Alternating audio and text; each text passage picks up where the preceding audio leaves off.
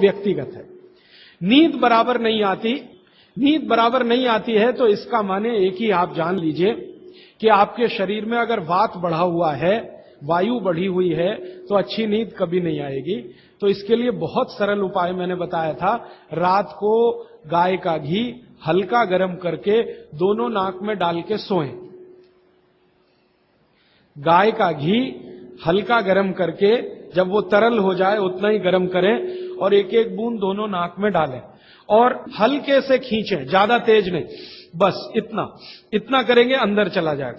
बहुत खींचने की जरूरत नहीं है क्योंकि आगे चला जाएगा, जहां नहीं जाना चाहिए वहां भी चला जा सकता है। तो हल्का खींचकर छोड़ दें और सो जाएं, भूल जाएं। फिर नींद बहुत अच्छी आएगी, खर्राटे बिल्कुल बंद हो जाएंगे, स्नोरिंग बिल्कुल खत्म हो जाएगी। नींद के समय जो खराब सपने आ रहे हैं वो सपने कभी आएंगे नहीं, अच्छे ही सपने आएंगे जब भी आएंगे।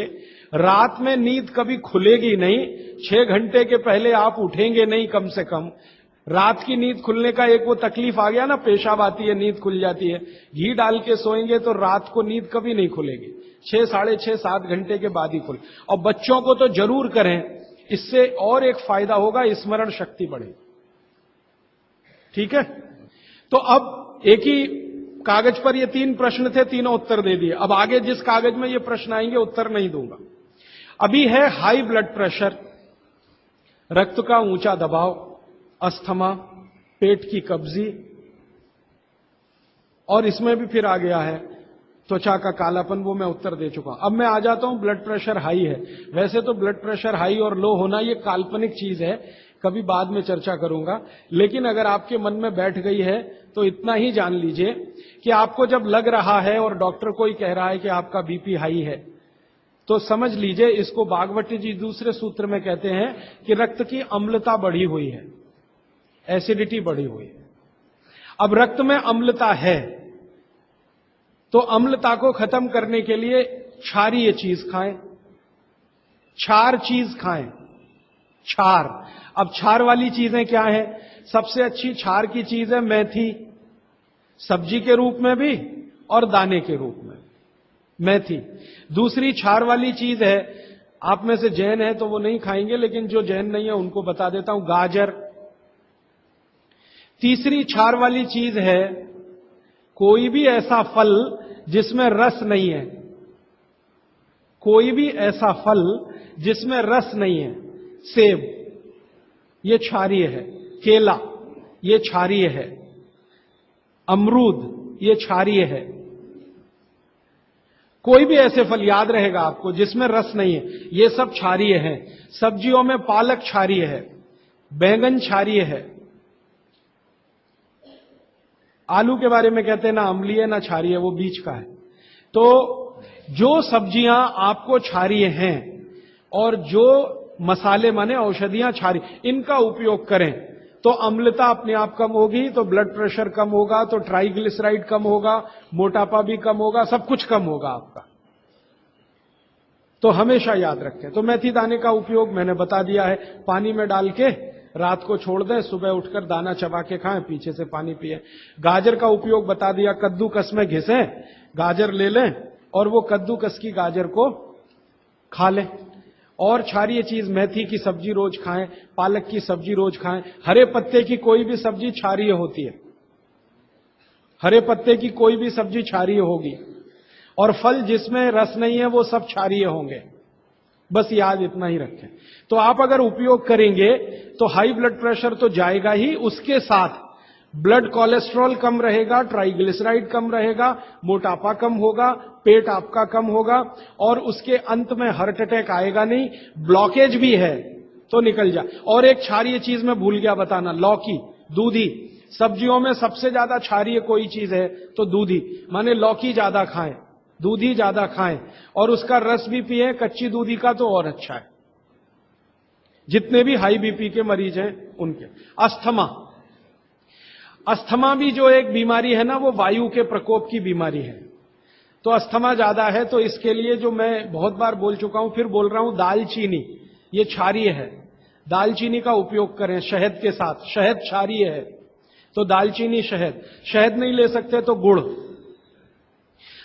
ये जो नारियल होता है ना, नारियल, मैंने आपको थोड़ी देर पहले एक बात कही है और मुझे याद आ गई, तो मैंने आपसे कहा जो भी फल में रस नहीं है वो क्षारीय है और जो भी फल में रस है वो अम्लीय है। लेकिन ये नारियल अद्भुत फल है जो क्षारीय है रस होते हुए भी। तो ये क्षारीय है। अब ये क्यों है, ये बाद का विषय।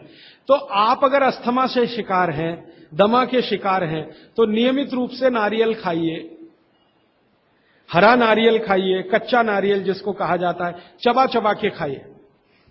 कितना खाएं जी? एक दिन में 50 ग्राम तक खा सकते हैं चबा चबा। तो दालचीनी और गुड़ लिया और नारियल चबा के खाया, 3 महीने के बाद आपका अस्थमा जड़ से खत्म होगा, वो 40 साल पुराना हो तो भी। इसके बाद हां, बाकी तो आंखों की। मुंह में छाले बहुत रहते हैं। ये मुंह में छाले बहुत रहते हैं, इसका माने पेट आपका साफ नहीं है, बड़ी आंत आपकी कचरे से भरी हुई है। तो मुंह में छाले रहते हैं तो सुबह सुबह का जो मैंने नियम बताया ना, पानी उठते ही पिए, घूट घूट पिए, तो छाले अपने आप खत्म। जैसे ही बड़ी आंत साफ हो जाएगी, छाले कभी नहीं आएंगे। और अगर आपको ये करने के बाद भी छाले में आराम नहीं मिल रहा है, तो आपको एक सरल आसान दवा बता देता हूं जो होम्योपैथी की दुकान में मिलती है, जो बड़ी आंत को सबसे जल्दी से साफ कर देती है। उस दवा का नाम है बोरेक्स। सुहागा, सुहागा आप सब जानते हैं ना, सुहागा आंत को साफ करने वाली सबसे तीव्र दवा है, तीव्र। इसी का डाइल्यूशन करके होम्योपैथी में बनाया बोरेक्स। तो ले लें, किसी भी होम्योपैथी की दुकान से खरीद लें, 30 पोटेंसी में या 200 पोटेंसी में। इसके 3 ही खुराक लेंगे तो जीवन भर के लिए छाले की बीमारी आपकी आएगी नहीं, क्योंकि ये तुरंत बड़ी आंत को साफ करता है। पानी करेगा, धीरे धीरे करेगा। बोरेक्स तो एक ही दिन में काम करता है, लेकिन बागवती जी कहते हैं ये एक ही दिन का चक्कर छोड़ना चाहिए, तुरंत हर चीज का रिजल्ट मिल जाए। वो कहते हैं जीवन में कोई भी चीज फास्ट है ही नहीं, हर चीज स्लो है।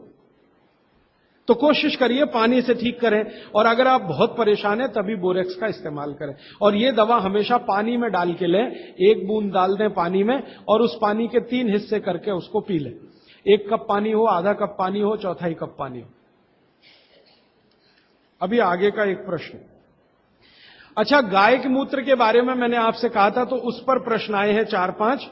गोमूत्र सही गाय का है या उसको कोई बीमारी है? किस तरह की प्रॉब्लम हो सकती है? अगर गोमूत्र सही नहीं है तो उस हाल में क्या करना चाहिए? मैं आपको विनम्रतापूर्वक एक एक्सपेरिमेंट जो हमने किया वो बता देता हूं। गाय को हमने 6 साल जहर खिलाया। एक गाय पर यह एक्सपेरिमेंट हमने किया, 6 साल जहर खिलाया, सबसे खराब जहर खिलाया। उसका नाम है संखिया, अंग्रेजी में कहते हैं आर्सेनिक। तो हमने गाय को दिया, चारे में मिलाकर दिया, बहुत मामूली मात्रा में, क्योंकि हम जानते हैं ज्यादा देंगे तो गाय मर जाएगी। हमें यह देखना था कि ये थोड़ा थोड़ा जहर देते हैं तो उस पर असर क्या आता है। तो 6 साल जिस गाय पर हमने ये प्रयोग किया वो गाय अभी भी जीवित है, अभी भी जीवित है और स्वस्थ है, तंदुरुस्त है। हमने हर बार उसको संख्या दिया और हर दिन उसके मूत्र में टेस्ट किया, आया कि नहीं आया। क्योंकि ऐसे कहते हैं ना, खाओ तो सब कुछ आने ही वाला है मूत्र में और ब्लड में। तो 6 साल लगातार उसको संख्या खिलाने के बाद भी उसके मूत्र में 1.0000 में चले जाएं, उतना भी संख्या कभी नहीं आया। अद्भुत है ये। अब मुझे पुरानी बात इसमें जोड़नी है। बहुत लोग कहते हैं ना गाय के गले में शंकर भगवान का निवास है, वो शायद शंकर जी ने पी लिया। शंकर जी तो मशहूर है ना खराब से खराब जहर पीने के लिए, तो शायद गले में शंकर जी हैं गाय के, तो वहीं रुका। और सच में हमने ये देखा, इसमें मैं एग्जेजरेशन नहीं कर रहा हूं, आप चाहें तो वो गाय कभी भी आके देख सकते हैं। हमने उसके गले के आसपास महसूस किया 6 साल में एक ब्लू कलर का रिंग बन गया है, ब्लू कलर का, और वहां से ब्लड निकाला, उसको टेस्ट किया तो उसमें पूरा संख्या है, माने आर्सेनिक है। गले के नीचे वो गया ही नहीं, गले में ही रुक गया। शंकर भगवान ने शायद रोक लिया। तो आप बेखटके गाय का मूत्र पी लीजिए। आपके दिल में ऐसा लग रहा है वो कचरा खा रही है, आप चिंता मत करिए, ये कचरा जाएगा नहीं उसके मूत्र तक, भगवान ने उसके शरीर में ऐसी व्यवस्था करके रखी हुई है। लेकिन अच्छा ये होगा आपके दिल और मन की तसल्ली के लिए कि गाय अच्छा चारा खाती हो, साफ सुथरे वातावरण में रहती हो और नियमित घूमने के लिए जाती हो, उसका मूत्र जरूर पिएं, वो सबसे ज्यादा लाभकारी तो है। लेकिन कुछ मजबूरी आ गई, मजबूरी से मतलब मैं समझाना चाहता हूं। आप एक ऐसी जगह रहते हैं जहां गाय कचरा ही खाती है और आपको ऐसी कोई गाय मिल ही नहीं रही है जो शुद्ध चारा खाती हो और बराबर घूमने जाती हो, और आप किसी बीमारी से तड़प रहे, परेशान हैं और वो बीमारी में आपको गोमूत्र चाहिए ही, तो बिना संकोच के ले लें। उसका हानि तो नहीं करेगा, कुछ फायदा ही कर जाए। गोमूत्र के बारे में अब तक की जो रिसर्चेज हैं वो ये हैं कि इसके साइड इफेक्ट है नहीं। शरीर पता है क्या करता है, आपने मूत्र ज्यादा भी पी लिया तो ये शरीर 20 मिनट के बाद उसको पेशाब के साथ अपने आप ही निकाल देता है, रहने ही नहीं देता उसको। तो थोड़ा ज्यादा पी लिया या खराब पी लिया, वो निकल ही जाएगा, जो काम का है उतना ही रह जाएगा। अब गाय का ऐसा बना भगवान ने बनाया है, इसलिए भागवत जी कहते हैं कि ये विशेष तरह का एक जानवर या प्राणी है जो भगवान ने बहुत सोच समझ के बनाया। तो गाय के बारे में इतना। अच्छा, अर्थराइटिस के लिए किसी ने पूछा है, अर्थराइटिस के अब जितने भी प्रश्न आएंगे उनका एक ही साथ ये उत्तर है कि अर्थराइटिस की समस्या अगर बहुत गंभीर है और डॉक्टर आपको कोई ये कह रहा है कि जी ऑपरेशन करा लो, तो हाथ जोड़कर कहता हूं ऑपरेशन तो कभी मत कराना, क्योंकि आप जिस स्थिति में हैं उससे भी ज्यादा खराब हो जाएगी। इस हिंदुस्तान के भूतपूर्व प्रधानमंत्री श्री अटल बिहारी वाजपेयी ने दुनिया के सबसे बड़े डॉक्टर से ऑपरेशन कराया था, नहीं कराया? स्पेशल चार्टर्ड प्लेन भेजकर अमेरिका से उस डॉक्टर को बुलाया, डॉक्टर राणावत, और उसने दुनिया के सबसे अच्छे घुटने कप्स लाकर अटल जी को फिट किए हैं। अटल जी को देख लीजिए आप, पहले तो थोड़ा चल लेते थे, अब तो चलना ही बंद हो गया, सिर्फ व्हील चेयर पे ही रहते हैं और वो खुद कहते हैं कि मैं पहले से ज्यादा तकलीफ में हूं। तो आप मत करिए। फिर आप बोलेंगे जी क्या करें, डॉक्टर बोलता है ऑपरेशन मत कराइए। आप क्या करें, अर्थराइटिस के लिए जो सबसे अच्छे कॉम्बिनेशन भागवत जी के हैं उनका उपयोग करिए। उसके लिए सबसे अच्छा वो बोलते हैं चूना खाइए, चूना क्षारीय है, अम्लता को कम करता है, ज्यादा अम्लता बढ़े तो अर्थराइटिस होता है, तो चूना खाइए।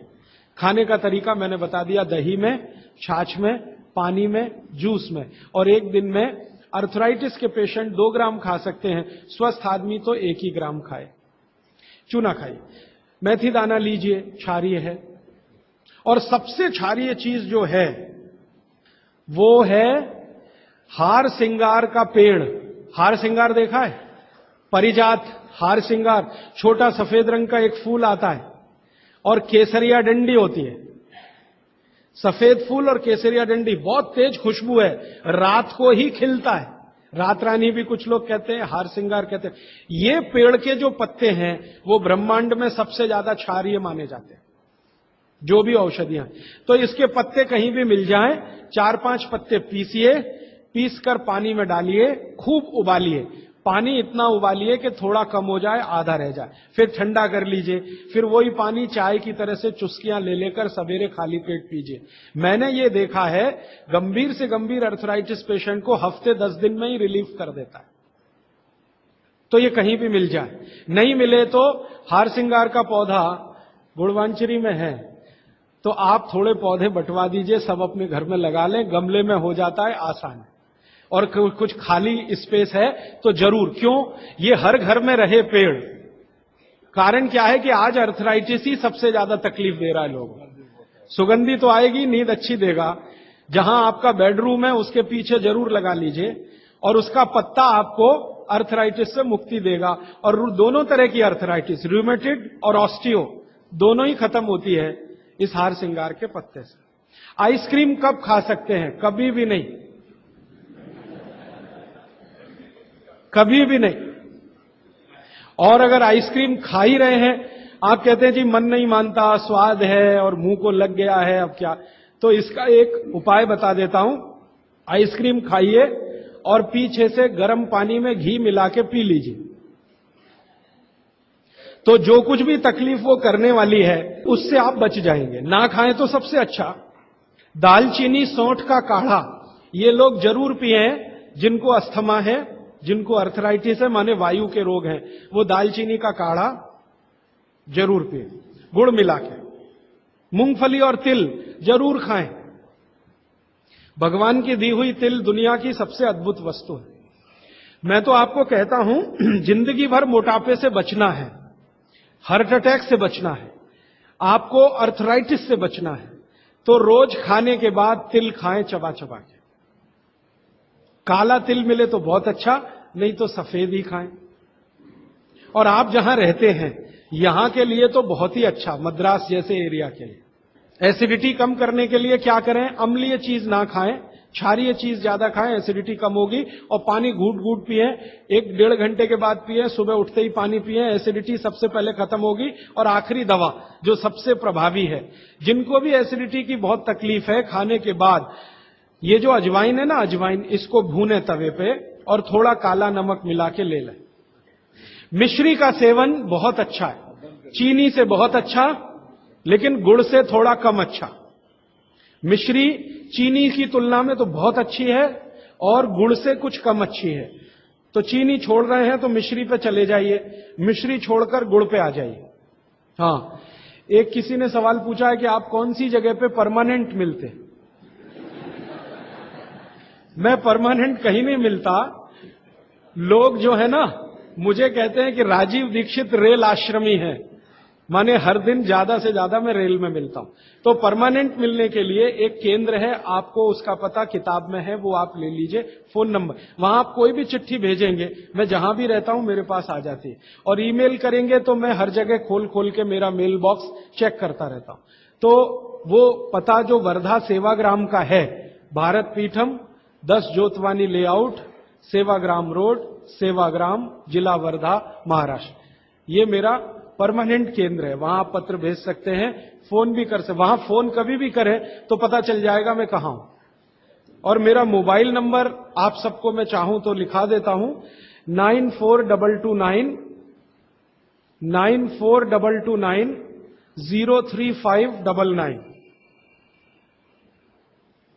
9422903599। ये मेरा मोबाइल नंबर है। और ईमेल एड्रेस है rajivdixitaba@redixitab@rediffmail.com। और निरंजन भाई, प्रदीप भाई, ये कभी भी आप इनको संपर्क करेंगे तो ये कहीं भी खोज के बताएंगे कि मैं कहां हूं। अभी मेरे पास एक प्रश्न है, वो इस समय के विषय से तो नहीं जुड़ा, लेकिन मैं जोड़ के जरूर उत्तर दे देता हूं। आजकल हमारे घरों में पेप्सी कोक से भी ज्यादा नूडल्स खाया जा रहा है।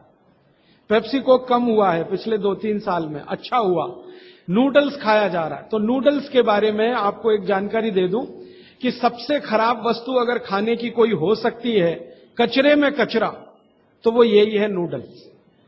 एक तो मैदे की है, ऊपर से सड़ा हुआ है। 6-7 दिन मैदे को सड़ा के रखा जाए तब नूडल्स तैयार होता है। और इस नूडल्स में टेस्ट लाने के लिए सूअर के मांस का रस मिलाया जाता है। बिना उसके नूडल्स बन ही नहीं सकता। जो मैगी है ना, मैगी या कोई भी नूडल्स, सूअर के मांस का रस, सड़ा हुआ मैदा, 6-6 दिन पुराना, उससे तैयार हुआ है। अब आप तय कर लो खाना है या नहीं खाना। एक प्रश्न है जिसका उत्तर दे नहीं सकता। किसी ने कहा आज की शिक्षा बहुत बेकार है, वैकल्पिक शिक्षा की बात बताइए। तो समय ज्यादा है, आप मुझे ईमेल करिए, मैं लंबा जवाब दूंगा।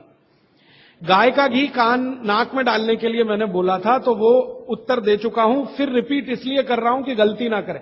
घी को हल्का गर्म करना है, ज्यादा नहीं।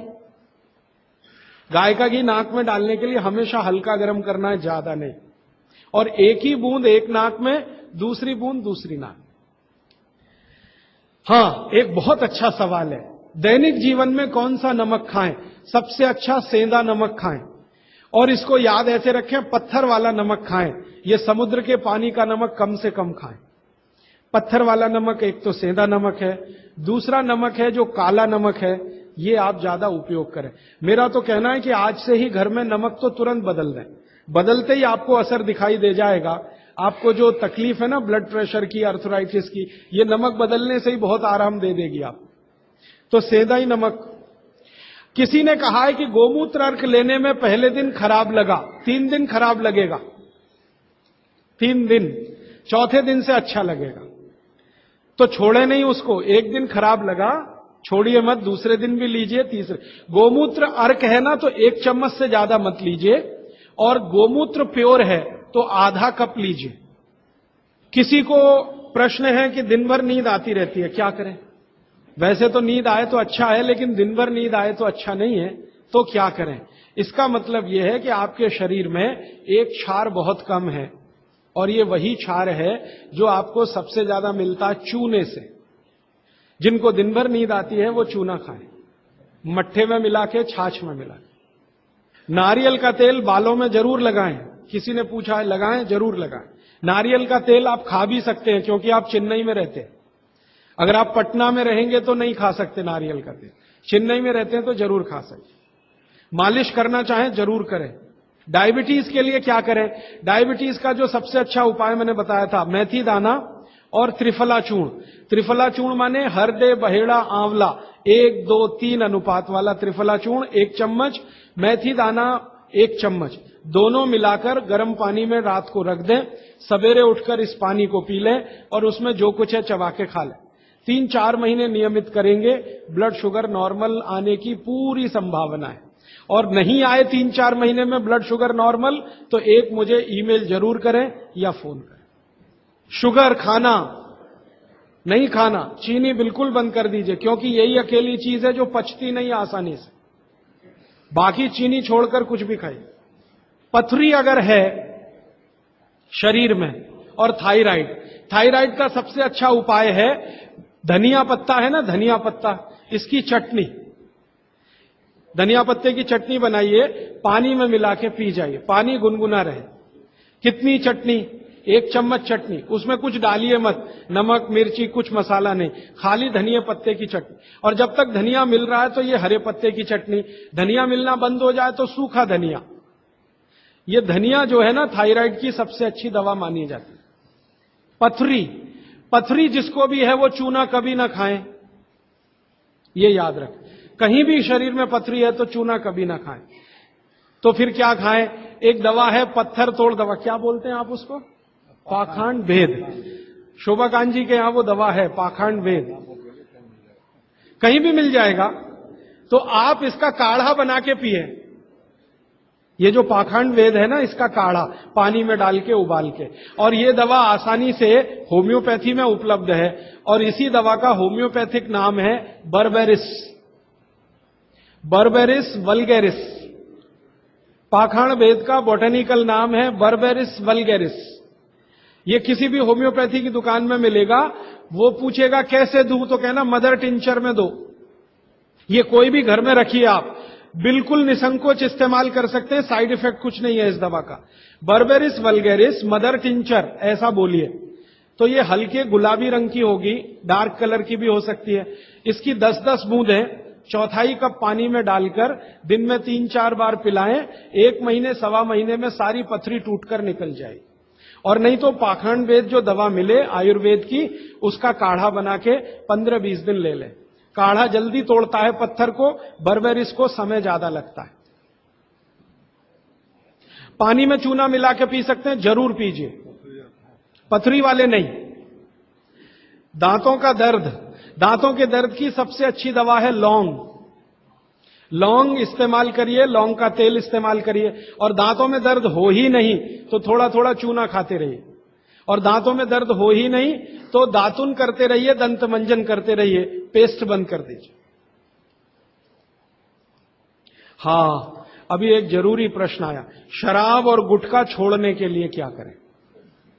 जरूर आप इसको ध्यान से नोट कर लीजिए, ये बहुत लोगों के काम।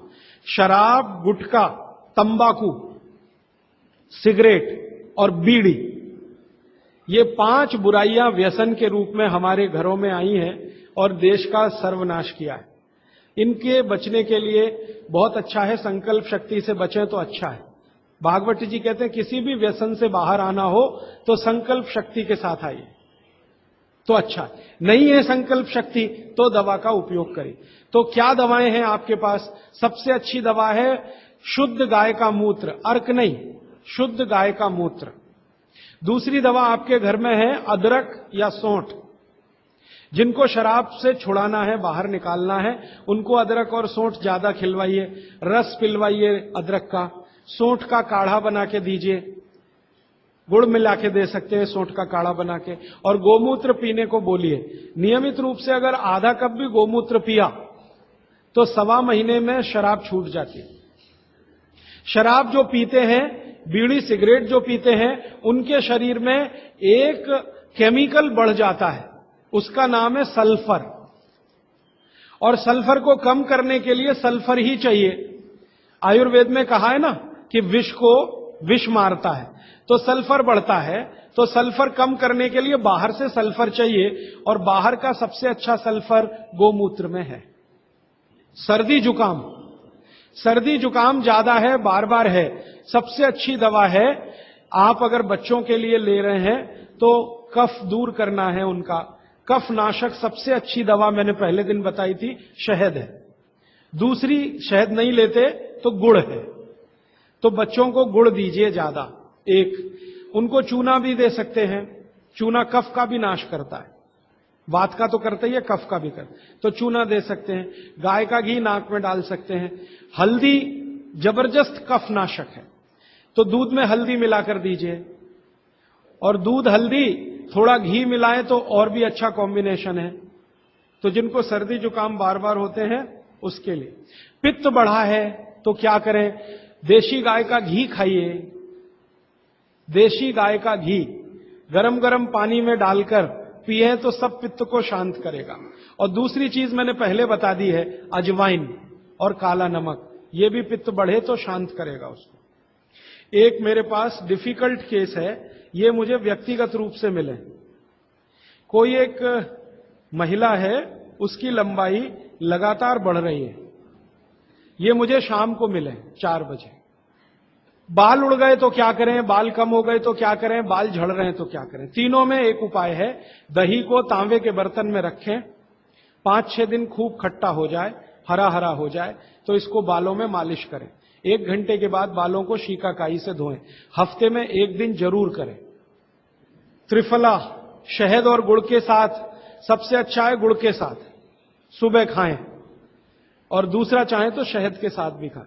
त्रिफला को औषधीय के रूप में लेना है, औषधि ऐसी जो धातुवर्धक है तो सुबह ही खाएं।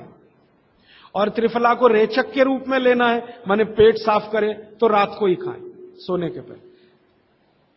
बहुत ज्यादा छींकें आती हैं, नाक से पानी गिरता है, थोड़े दिन चूना खिलाएं और गाय का घी नाक में डालें, 15-20 दिन में छींकें भी बंद होंगी, पानी गिरना भी बंद।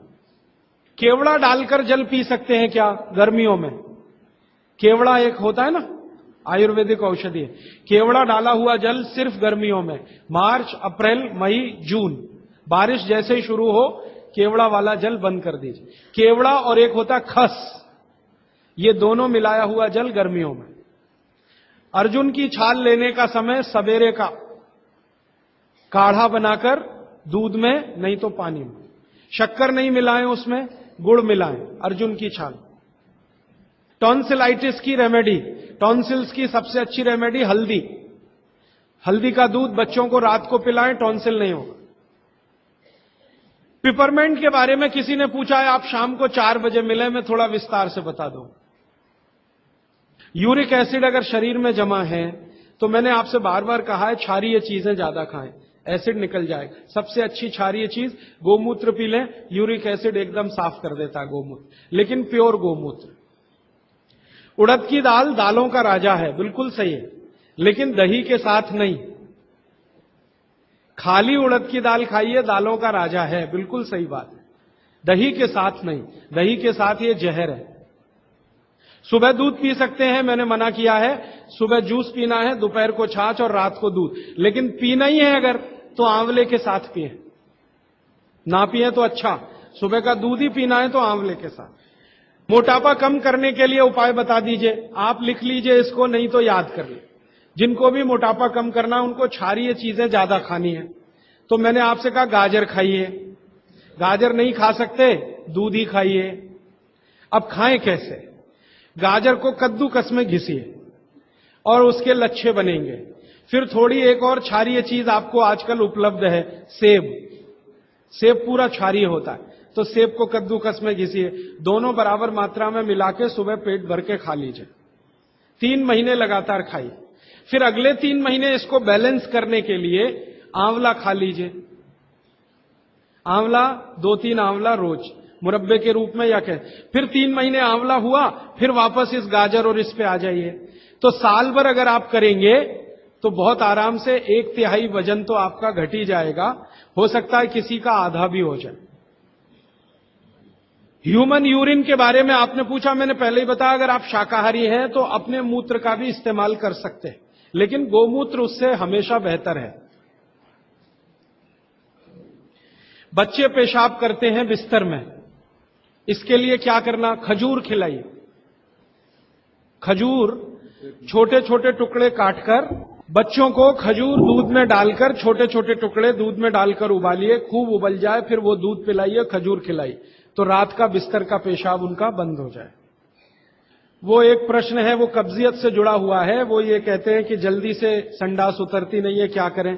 रात को त्रिफला चूर्ण खा के सो जाइए, नहीं तो दूध में घी मिलाकर पी लीजिए, ये सबसे अच्छा है। दूध में घी मिला के रात को सोने से पहले पिएं तो सवेरे संडास बहुत आसानी से उतरती है और सबसे कम समय में पेट साफ होता है। नहीं तो त्रिफला भी ले सकते हैं। 3 महीने। देखिए, एक नियम हमेशा याद रखिए, जो मैं बार बार कह, लगातार कोई भी दवा आयुर्वेद की 3 महीने से ज्यादा मत खाइए, और अगर जरूरत पड़ रही है तो थोड़े दिन ब्रेक दे दीजिए, 15 दिन का, 10 दिन का, 20 दिन का। ब्रेक के बाद फिर अगले 3 महीने ले सकते हैं, फिर ब्रेक दे दीजिए। फिर ये नियम बहुत जरूरी है, नहीं तो तकलीफ बहुत दूसरी भी हो सकती। पीठ की हड्डी में दर्द है, चूना, चूना खाइए। बच्चों को खांसी की एलर्जी अगर है तो नियमित रूप से, मैंने कहा ना, ऐसी चीजें दीजिए, कफनाशक है, सूंठ है, पान का पत्ता है, शहद है, गुड़ है, ये सभी कफनाशक हैं। कितनी उम्र के बच्चों को त्रिफला दिया जा सकता है? अगर छोटे बच्चे हैं तो त्रिफला ना देकर आंवला दीजिए, और त्रिफला देने का समय अगर शुरू कर रहे हैं बच्चों को तो थोड़ा 3-4 साल हो जाने दीजिए उनका। 3-4 साल के पहले दे सकते हैं तो आंवला दीजिए। और वैसे तो मेरा कहना है 14 साल की बच्चों को आंवला ही अच्छा है, त्रिफला उनको ना ही दें। त्रिफला एक उम्र के बाद ही सबसे अच्छा होता है। बहुत अधिक उम्र में घुटनों का दर्द, कमर का दर्द, तरीका मैंने वही बताया, चूना सबसे अच्छा है। अधिक उम्र में चूना सबसे अच्छा, अर्थराइटिस के लिए, घुटनों के दर्द के। एड़ी का दर्द और कोहनी का दर्द तो ऐसे ही मिट जाएगा जब पानी घूट घूट पीने लगेगी। जल्दी भूल जाए, स्मरण शक्ति कम हो, गाय का घी नाक में डालना सोते समय। नींद जल्दी ना आए तो क्या करना? गाय का घी नाक में डाल के सोना। हां, एक बहुत इंटरेस्टिंग प्रश्न आया, वो पहले दिन का जो मेरा व्याख्यान था कि फ्रिज का क्या करें। तो मैंने तो बोला था कि ये बंद कर दें, अगर आपका दिल नहीं मानता बंद करने के लिए, क्योंकि मैंने कहा ना, हिंदुस्तानियों में एक बुरी आदत है कचरे को इकट्ठा करने की। घर में डिब्बे डिब्बी इतने इकट्ठे रहते हैं, फालतू पड़े रहते हैं, फेंकते नहीं हमें, हमेशा ये सोचते कभी काम आएंगे, कभी काम आएंगे। तो ये चक्कर घुस गया। अब पता नहीं ये अंग्रेजों के समय से आया या पुराना। तो फ्रिज भी वैसी ही कोई चीज है।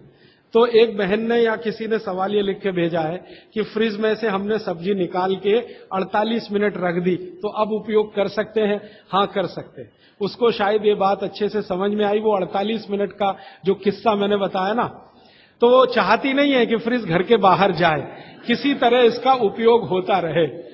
तो ये मजबूरी का खेल है, लेकिन कर लीजिए कि आप कुछ भी जो रखा है फ्रिज में, अगर उसको पकाना चाहते हैं, खाना चाहते हैं, तो निकाल के 48 मिनट रख दीजिए, फिर उसका उपयोग कर लीजिए सब्जी के रूप में। नहीं तो एक चीज मत करिए कभी भी, कोई भी चीज एक बार गर्म करके आपने फ्रिज में रख दी तो दोबारा गर्म मत करिए। वो दूध हो या सब्जी हो या दाल हो, करिए ही मत। क्या करना? निकाल के रख दीजिए, 48-50 मिनट रखी रहे, वो अपने आप थोड़ी गर्म हो जाएगी प्रकृति की गर्मी से, फिर वही खा लीजिए। गर्म तो दोबारा बिल्कुल मत करिए। फ्रिज के दूध को दोबारा गर्म कभी मत करिए, फ्रिज की दाल को दोबारा गर्म कभी मत करिए, फ्रिज की सब्जियों को दोबारा गर्म मत करिए। चटनी भी फ्रिज में से निकाल के रख के खाइए। दही भी फ्रिज में दही रख देते हैं, 48 मिनट रखा रहने दीजिए, फिर आप उसका उपयोग करिए। तुरंत निकाल के और छाछ बना के वो बिल्कुल मत करिए।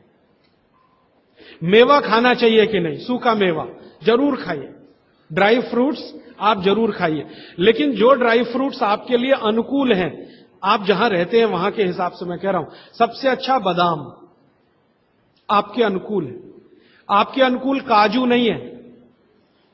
बादाम बहुत अनुकूल है मद्रास में रहने वालों को, काजू अनुकूल है जम्मू कश्मीर में रहने वाले, तो बादाम भरपूर खा सकते हैं। और जो दूसरी चीज अनुकूल है, मुनक्का, किशमिश।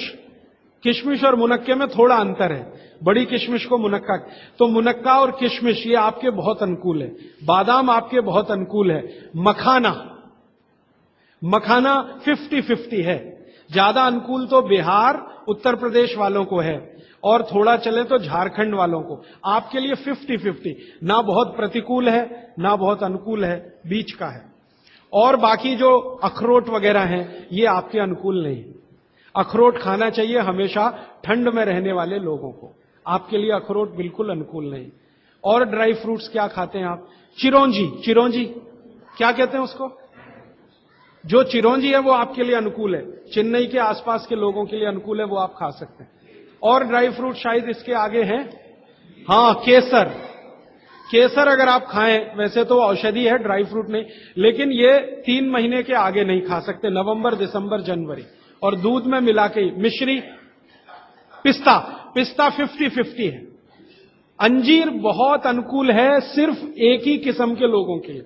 इसको मैं आपको कहता हूं, जरा ध्यान से सुनो। जिनको शरीर में शक्ति की कमी लगती है, शक्ति की कमी लगती है, ताकत कम है, शक्ति कम है, उनके लिए अंजीर बहुत फायदे की है। लेकिन जिनको पहले से ही ताकत है वो ना खाएं इसको। चेंदारू क्या होता है? एप्रिकॉट, हाँ एप्रिकॉट आपके लिए ठीक है, आप खा सकते हैं एप्रिकॉट। हाँ, एक सुझाव है, प्रश्न नहीं है, और वो सुझाव मुझे स्वीकार है। वो ये कहते हैं कि आप चले गए उसके बाद क्या?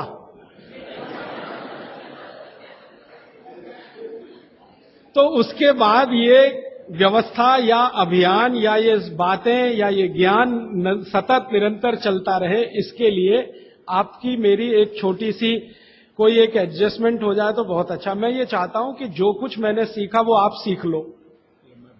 हाँ, और बाबूजी बोलेंगे वैसे, मेरा ऐसा कहना है जो मैंने सीखा वो आप सीख लो, उतना ही सीख लो जितना मेरे पास है, फिर आप उससे आगे भी सीख सकते हैं और ये दूसरों को सिखाते जाएं। तो नियमित रूप से कोई ऐसी व्यवस्था अगर आप सब मिलकर करें, मुझे स्वीकार है। सुबह का पानी तांबे के बर्तन का पी सकते हैं जिनको कब्जियत की बहुत तकलीफ है, लेकिन शरीर में तांबा ज्यादा हो तो वो नहीं पिए। लेकिन सबसे अच्छा जो सम पानी माना जाता है, जिसमें आपको कुछ सोचना ही नहीं पड़ेगा, सादा बर्तन का, माने वो पीतल के उसमें रखा हुआ या कांसे के उसमें रखा हुआ, नहीं तो स्टील में रखा हुआ, गर्मी के दिनों में घड़े का, मिट्टी के घड़े, तांबे का पानी पी सकते हैं। हां, क्योंकि कुचालक है ना लकड़ी, और तांबा बहुत ज्यादा सुचालक है। एक होता है कंडक्टर और एक बैड कंडक्टर। तांबा सबसे बड़ा कंडक्टर है और लकड़ी सबसे बड़ा बैड कंडक्टर है। तो ये अगर आपने तांबा पिया माने, तो अर्थ के साथ जो कांटेक्ट है ना नंगे पांव, तो वो खत्म करेगा आपको। इसलिए पांव में चप्पल रहे, लकड़ी के पट्टे पे खड़े रहें, प्लास्टिक की चप्पल पहन के हो, रबर की चप्पल पहन के हो, तभी तांबे के बर्तन का पानी पीना अच्छा है। केन वाटर, बहुत लोग आजकल केन वाटर पी रहे हैं, ऐसा प्रश्न आया, तो ये क्या अच्छा है? बिल्कुल अच्छा नहीं। तो आप बोले फिर क्या करें? आपके घर जो पानी आ रहा है टैप वाटर, इसको खूब अच्छे से उबाल लें, उबाल कर इसको रख लें, फिर उसी को पिएं। ये केन वाटर से 1000 गुना अच्छा है। केन वाटर पता है क्या है? ये पानी को शुद्ध करने के लिए ब्लीचिंग करते हैं उसकी। उस ब्लीचिंग में क्लोरीन इस्तेमाल होता है, फ्लोरीन इस्तेमाल होता है, और वो फिर शरीर में जाए तो बहुत खराब है। और केन वाटर का टेस्ट सादा पानी से बिल्कुल अलग होता है। तो केन वाटर से 1000 गुना अच्छा है टैप वाटर, लेकिन उबाल कर रखा गया। हां, एक सवाल आ गया है जो अब तक किसी ने नहीं पूछा, शायद आपको पूछने के लिए मन में तो होगा, लेकिन आपने क्यों नहीं पूछा। महिलाओं से संबंधित ये सवाल है मेंसेस पीरियड का। 2 सवाल आए हैं। एक तो ये है कि व्हाइट डिस्चार्ज बहुत होता है तो क्या करें। तो इसके लिए आप ऐसा करिए, एक आयुर्वेद की दवा इस्तेमाल करिए, उसका नाम है शतावरी। शतावरी कहीं भी मिलती है आयुर्वेद की दुकान। शतावरी चूर्ण के रूप में ले लीजिए। इस शतावरी चूर्ण को दूध में मिला लीजिए और रात को जरूर पीजिए। दूध हल्का गर्म रहे, और शतावरी डाल के दूध उबाल भी सकते हैं, फटता नहीं। शतावरी, जिनको भी व्हाइट डिस्चार्ज की समस्या है, शतावरी। और दूसरी कि जब भी मेंसेस पीरियड आता है बहुत दर्द होता है, तकलीफ होती है, इचिंग बहुत होती है, तरह तरह की खुजलियां होती है शरीर में, गुस्सा बहुत आता है, चिड़चिड़ापन वगैरह वगैरह। तो आपका जब भी मेंसेस पीरियड होता है तो आपके शरीर में वायु बहुत बढ़ी हुई है, पित्त भी थोड़ा बढ़ा हुआ रहता है। इसका बहुत आसान उपाय मैं बता देता हूं, भागवत जी का है, मेरा नहीं। वो ये कहते हैं कि मेंसेस पीरियड में सब कुछ ठीक रहे, समय से आए, समय से जाए, ज्यादा रक्त ना निकले और कम भी ना हो, इस सब चीज ठीक रखे के लिए गरम गरम पानी में, जो इतना गरम हो जैसे चाय होती है, घी मिला के पिए। गरम गरम पानी में, खूब गरम पानी में, गाय का घी आपके घर है तो बहुत अच्छा, नहीं तो कोई भी घी, भैंस का भी चलेगा, 1 चम्मच मिलाएं, आधा गिलास खूब गर्म पानी खौलता हुआ घी मिला दें, थोड़ा पीने लायक हो जाए उतनी देर रखें, फिर उसको चुस्कियां ले लेकर पिएं। अगर आपका मासिक 5 दिन चलता है, 4 दिन चलता है, 3 दिन, दिन से मतलब नहीं, जितने दिन चलता उतने दिन। कितनी बार पी सकते हैं? दिन में 2 या 3 बार पी सकते हैं। तो अगर आपने ये शुरू किया तो सब कुछ आपका नॉर्मल हो जाएगा, सब कुछ। मेनोरेजिया है तो ठीक होगा, मेट्रोरेजिया तो ठीक होगा, सब ठीक हो जाएगा। मैं ज्यादा नहीं कहना चाहता, आप सब समझदार हैं। हर चीज आपकी दुरुस्त और तंदुरुस्त रहेगी। डिस्चार्ज व्हाइट है तो शतावरी लेना है, और पानी में घी मिला के, किसी भी दूसरी प्रॉब्लम के लिए, मेंसेस पीरियड, ये घी पानी मेंसेस पीरियड में ही पिए। इसको ध्यान से सुने। मेवा से वेट बढ़ता है, काजू को छोड़कर किसी भी मेवा से वेट नहीं बढ़ता। काजू ही है जो वजन बढ़ाता है, बाकी कोई भी सूखा मेवा वजन नहीं बढ़ाता। मुंह से बदबू आती है तो समझ लो पेट साफ नहीं है, तो रात को त्रिफला खा के सो, नहीं तो दूध और घी मिला के पियो, सुबह उठते ही पानी पी लो, मुंह की बदबू बंद। हाथ पैर सुन्न हो जाते, मतलब चूना खाते रहिए। हां, अब ये एक सवाल ऐसा है कि चूने से जीभ फट जाती है, तो आप चूना अगर सीधे जीभ पे खाएंगे तो फटेगी, पानी में डालकर खाएंगे कभी जीभ नहीं फटेगी, दही में डालकर खाएंगे नहीं फटेगी, मट्ठे में पिएंगे तो नहीं फटेगी, जीभ पर चाटेंगे चूना तो जरूर जीभ फटेगी। अब किसी ने एक सवाल पूछा, हनी के केमिकल कंपोनेंट्स बताइए। वो किताब में पूरा है, आप पढ़ लीजिए। टीबी पेशेंट है, ट्यूबरकुलोसिस, तो आप जरूर उनको गोमूत्र पिलाइए। अगर खाली गोमूत्र, शुद्ध गोमूत्र, अर्क नहीं, खाली गोमूत्र आपने पिला दिया तो 3 से 4 महीने में टीबी जड़ से ठीक होती। दही में, या तो छाछ में, या तो पानी में, नहीं तो पान में। चूना ये पान में जो खाते हैं वो ही। और 5 मिनट रुकिए, मैंने मेरा कंक्लूड किया है, लेकिन ये आज के लिए है, जिंदगी के लिए ये कंक्लूजन नहीं है। ये तो रास्ता अभी खुला है जिंदगी के लिए। जो आज के हिसाब से पिछले 7 दिन का चला, उसका कंक्लूजन शोभाकांत जी थोड़ी देर करेंगे, प्रदीप भाई भी चाहे तो करें। बहनों और भाइयों, सबसे पहली बात है कि ये 7 दिन में, ये 8वां दिन है इनका समापन का, इन्होंने सबों का प्यास इतना बढ़ा दिया है कि ये प्यास अभी जल्दी बुझने वाली नहीं है। इस प्यास को बुझाने के लिए राजीव भाई को हम जब बुलाएंगे तो भी यहां आना पड़ेगा, क्योंकि आपने सूत्र अभी बहुत थोड़ा बताया है और किसी का विश्लेषण आप ठीक से नहीं कर सके हैं। एक एक विषय पर अगर आप केवल एक ही विषय पर एक ही सूत्र में एक दिन बोलें तो आप इनको अमृत घोल करके पिला देंगे। दूसरी बात और कुछ नहीं है, इतना ही कहना है कि डोंगरे महाराज ने एक दफे हमको हमारे नाना लाल भट्ट के सामने एक चीज कहा था, और नाना भाट हर दिन वो भागवत करते थे, कोई आवे नहीं आवे पत्नी सुनते थे। गुजराती का था और धारावाही हिंदी में पढ़ देते थे, उनके इतना प्रैक्टिस हो गया था, सैकड़ों बार पढ़ चुके थे। तो उन्होंने कहा था डोंगरे महाराज कि कोई आया और वो भागवत सुनता था और उसके बच्चे को लेके आता था। एक दिन बोला कि मैं छुट्टी पर जा रहा हूं, बाहर जा रहा हूं, 2 दिन के लिए नहीं आऊंगा। बोला आप नहीं आएंगे, अपने पुत्र को भेज दीजिए। नहीं नहीं, मैं उनको नहीं भेजूंगा। क्यों भाई? तो मैं आपको सुनकर जाता हूं तो जैसे हमारे शर्ट के ऊपर में गर्दा या धूला पड़ जाता है तो झटक देता हूं तो सब निकल जाता है। मेरा बच्चा अगर उसको ग्रहण कर लिया तो फिर वैराग्य ले लेगा और मैं कहीं का नहीं रहूंगा।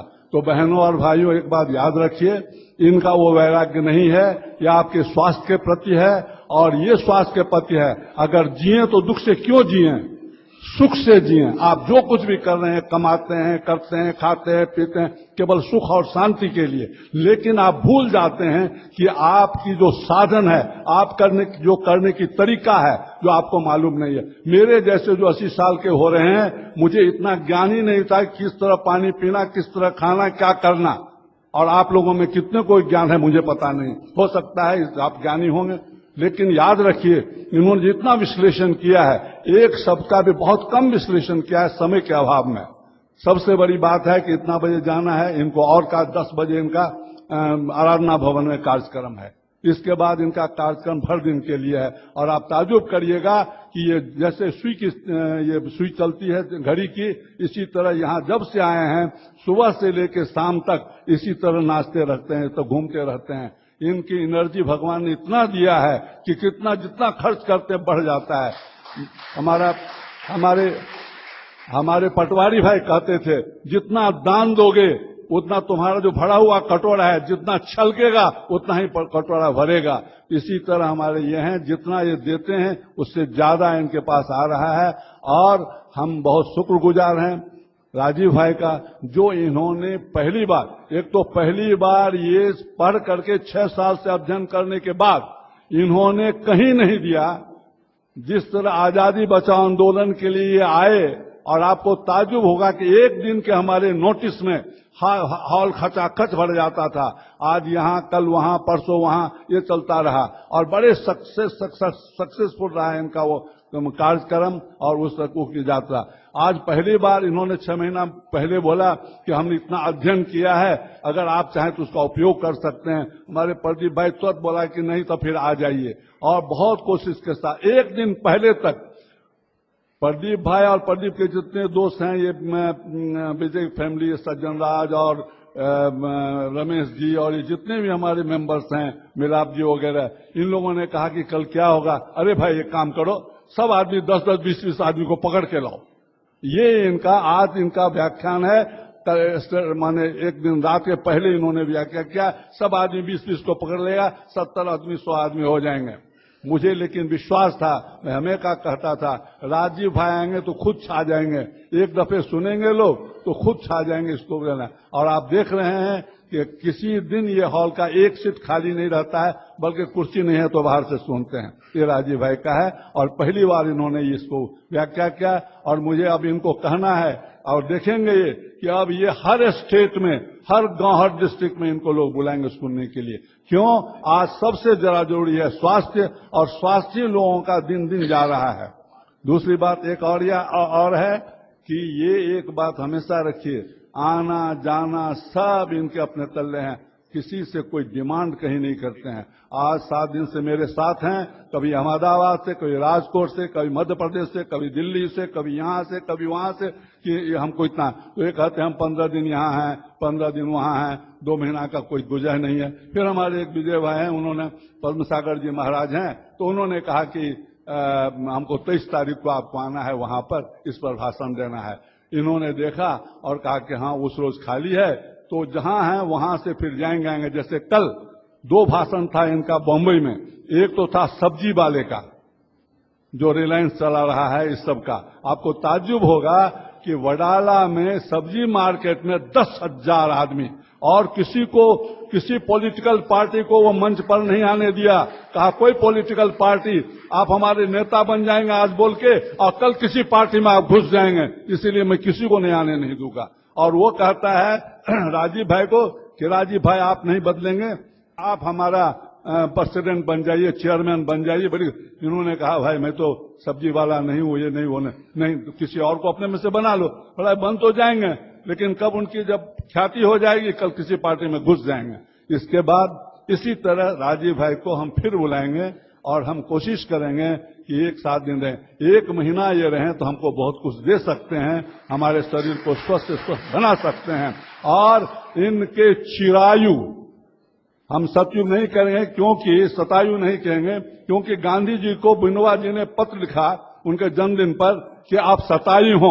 उन्होंने तुरंत रिपीट टेलीग्राम दिया, how you have cut my 25 years, हम तो 1.25 साल जिएंगे, 125 साल जिएंगे, तो उन्हें 25 कैसे कटा लिया? उन्होंने माफी मांगा।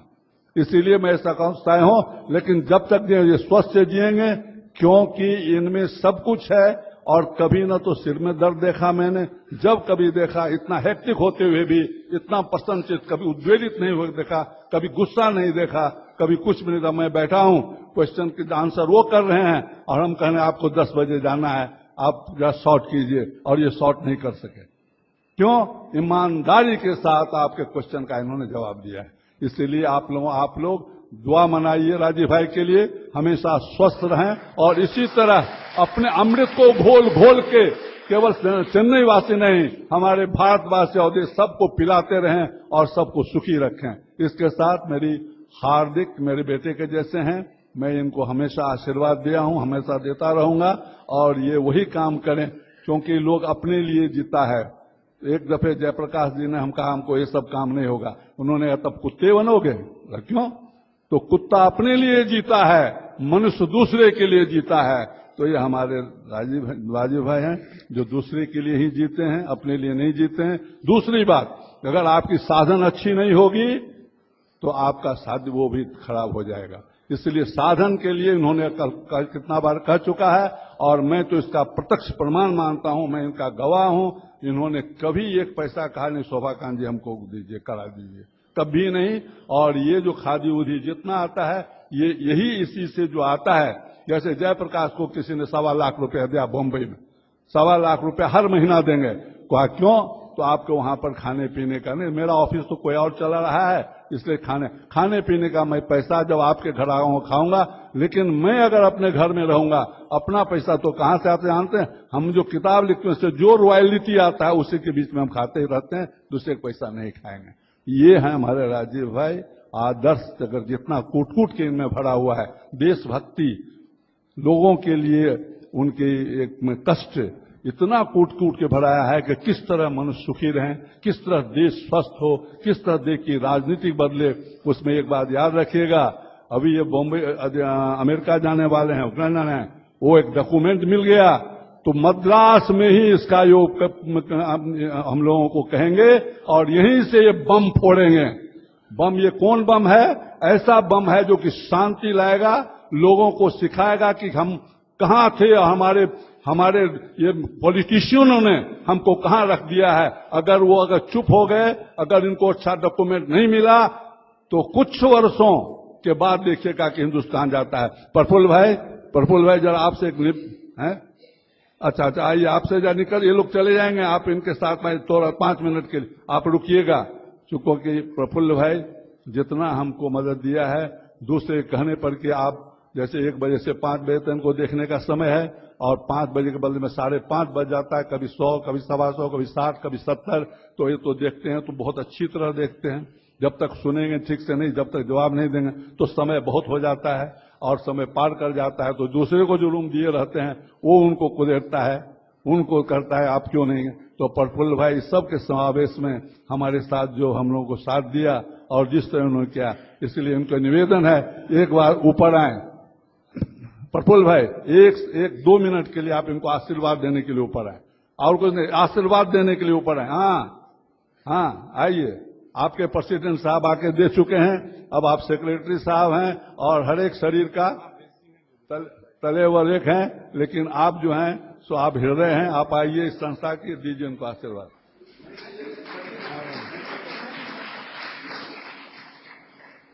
अब ये सभा समापन की ओर जा रही है।